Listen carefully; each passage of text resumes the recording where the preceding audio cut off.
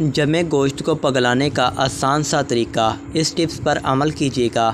عید قرباں کے بعد فریزر گوشت سے بھر جاتے ہیں اور ہر روز مختلف قسم کے پکوان بنانے سے پہلے خواتین کو فریزر سے گوشت نکالنے کے بعد اس کو الگ کرنے کی ایک جنگ کرنی پڑ جاتی ہے، جس کے لیے وہ ذرا سا پریشان نظر آتی ہیں۔